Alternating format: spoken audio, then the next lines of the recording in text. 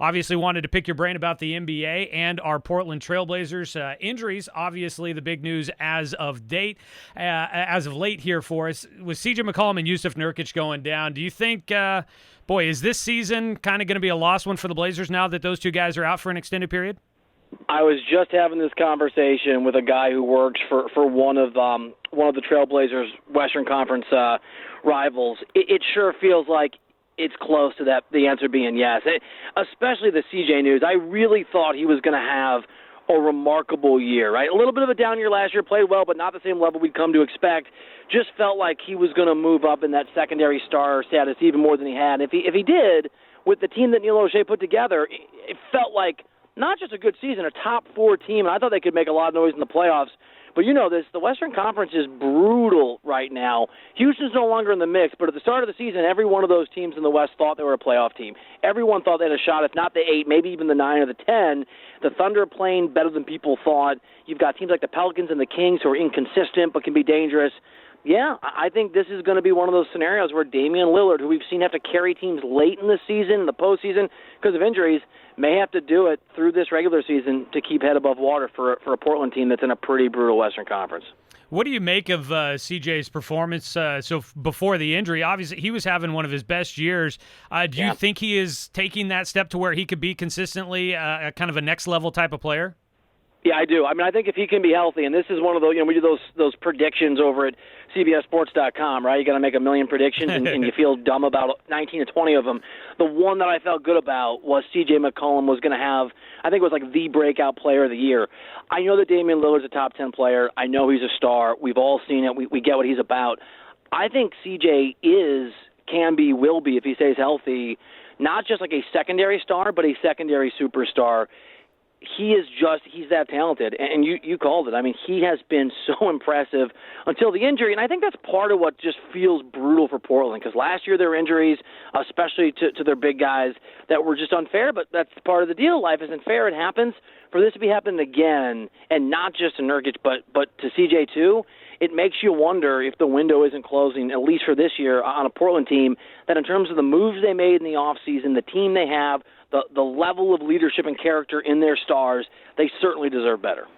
Oh, boy, Blazer fans are very much in agreement with you on that one. I can guarantee you on that. As we talk with Bill Reiter here, host of Reiter Than You. You can catch him on CBS Sports Radio 7 to 9 in the morning. And great to have you back on the radio, Bill. Really missed your show in the afternoons. Great to hear you back on the radio. Appreciating that. But talking Blazers here with Bill, you mentioned maybe this could be the closing of a window for this team. Obviously, health is going to be the biggest factor in all of this, but if things were to return back with Nurk and CJ and Dame, probably looking at maybe next year down the line, is that a group that you think could be a team that challenges to, make a deep run in the West or even possibly win it all? Yeah, so I think this is the same, you could say this about every great team in the LeBron era. I think as long as LeBron is playing at the level that he's playing at, and insanely, kind of like Tom Brady in the NFL, he's not only is he the best to ever maybe do what he's done, but he's also the best at beating back Father Time. I think it takes a overwhelming array of superstar power that Portland doesn't have, right? I don't believe in the Brooklyn Nets personally, but if it works, that's the kind of star power you need. What the Warriors had, with Durant, even without Durant when Clay was healthy, I think Portland's good enough to make an NBA Finals. But the thing is, before I say no, they can't do it, I saw a superior Warriors team lose to a really great Raptors team in part because of injuries. Anything can happen. So I think Portland's good enough to make a conference finals, and they either prove people like me wrong, and I'm not wishing injury on anyone, or the unexpected happens. As long as AD and LeBron are in the West, I think that's a hurdle that's probably too high for any other team in the Western Conference to get over. But, I don't believe in the Clippers. I think Denver's really good, but Portland's just as good. I think that trio you mentioned, Terry Stotz is a head coach, especially when they play great defense. Yeah, I think outside of LeBron James and whatever team he happens to be on, the Lakers obviously now, that Portland team is in that next tier. You mentioned Terry Stotz, and I wanted to get kind of your opinion on him. He's been with Portland for a long time, consistently in the playoffs, but there is that last hurdle to try and get over to make that deep run in the postseason. Defense has consistently been an issue with this team throughout the years. Do you think Terry Stotz is a guy that maybe starts to feel some pressure, feels a hot seat, or is he a guy that can continue to try and take Portland to the next level? I mean, yes and no. Like, if Stotz were to not be in Portland, right, he would have a job in about 3 seconds. He's widely respected. But I think O'Shea, the GM, I think Portland understands that is not an easy place to build a winner. I remember when I transitioned from writing to television, I went from covering NBA players to being on TV with those guys and being a little social, so getting much more candid answers. I would ask, I would ask all these guys who played, right, what is the least desirable NBA city for you? Just like if you were had to go live somewhere. And I thought they were going to say Cleveland or Detroit, and they said Portland, which shocked me because Portland's one of my favorite cities in America. I want to retire there. I love it. But for whatever reason, just in the NBA, it's not an easy place to recruit guys to. And that means that Terry Stotz is not going to have the same level of talent that he should when you have a well-run organization. O'Shea's not going to be able to bring in the level of talent that he should. So I think given that hurdle, given that reality, and it's backwards because Portland's such a destination city for most people, but NBA circles, for a variety of reasons, it's not. I think he should be judged more on a curve, and the success they've had, the fact they made a conference finals, the way that they play. I mean, I really can't imagine they would consider moving on from the guy because in the context of the NBA today, and Portland in particular, I think most people realize he is a hell of a head coach.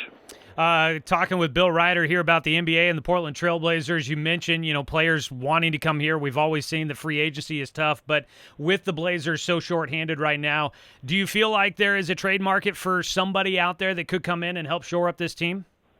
Yeah, there might be. It's really interesting because I think it's going to be harder to pull off, and here's why.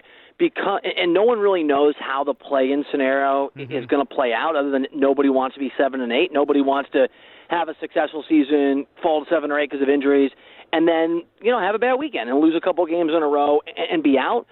But it means that 9 and 10, you could be the 11th seed in the East or the West, and you have a mathematical reality of making the playoffs, which I think is going to drive down, at least in the first year, the number of sellers on the market and drive up the number of buyers.